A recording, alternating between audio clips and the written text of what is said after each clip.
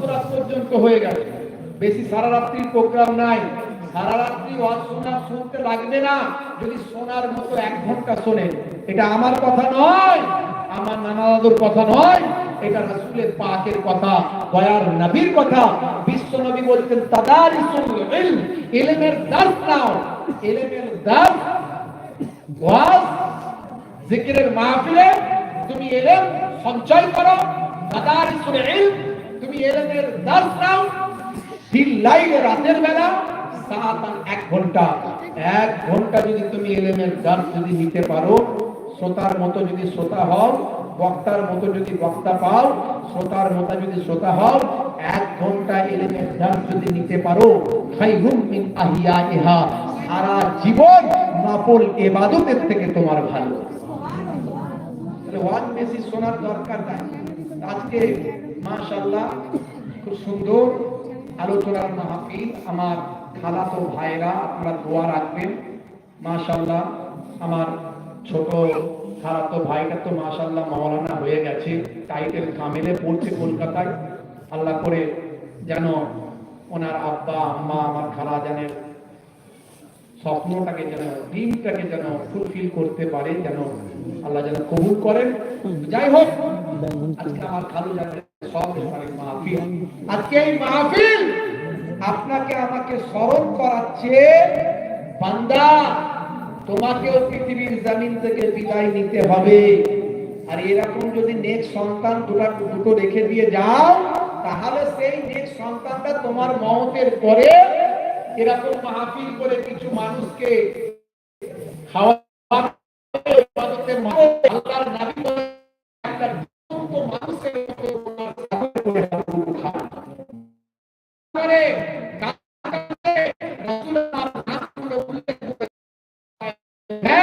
সেটা আর কিঞ্চিত থাকে না, কাল জাবালে রহমতের উপরে আল্লাহ পৌঁছে দেয়।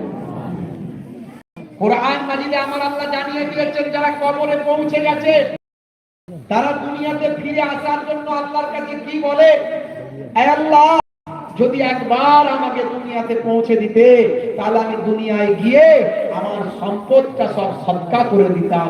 লাউলা আখখারতানি ইলা আজালিন কারীম ফাআসাদ্দাকা, হে আল্লাহ, একবার যদি আমাকে দুনিয়ার জমিনে পাঠিয়ে দিতে, তাহলে আমি সেখানে গিয়ে সব সদকা করে দিয়ে চলে আসতাম।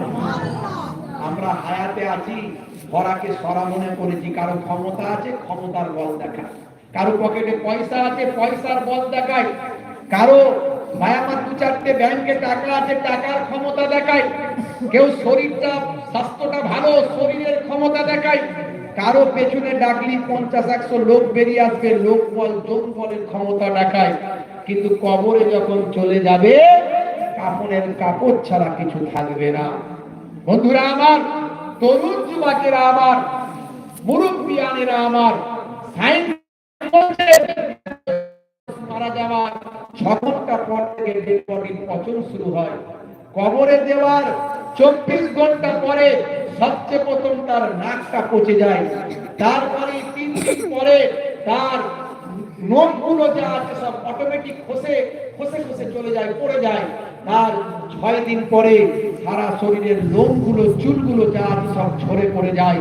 আর মাত্র 17 দিনের মাথায় পেটটা দুম করে তার মধ্যে বাস্ট হয়ে যায়, ফেটে যায়। তার আমাদের শরীরে অসংখ্য ভাই আমার যে সমস্ত জীবাণুগুলো আছে, যে সমস্ত পোকাগুলো আছে, যে সমস্ত কোষগুলো আছে, ভাইরা আমার, এই যে ভিতরে আমাদের সজীব কোষ আছে, নির্জীব কোষ আছে, এগুলো দেখা যায় পোকার মাকড়ের আঁকড়ায় পরিণত হয়ে যায়। এবার মাটির পোকা, বাইরের পোকা, ভিতরের পোকা একত্রিত হয়ে মাত্র ভাই আমার 2 মাস 60 ডেজ, 60 দিনের মধ্যে তার সারা শরীরের গোস্তগুলোকে পোকা খেয়ে ফিনিশ করে দেয়। আর মাত্র 90 ডেজ, 90 দিনের মধ্যে কঙ্কালের যে জয়েন্ট গুলো আছে, জয়েন্ট গুলো সব খুলে যায় 90 ডেজের মধ্যে। আর 1 বছর 365 দিনের মধ্যে হাড় হাড্ডি গুলো পর্যন্ত কবরের মাটি আর পোকায় খেয়ে ওই 2-1টা হাড়গোড় ছাড়া আর কিছু থাকবে না, সব ফিনিশ হয়ে যায়। 1 বছরে শরীরের সব অস্তিত্ব শেষ। আপনাকে আমার মনে হয়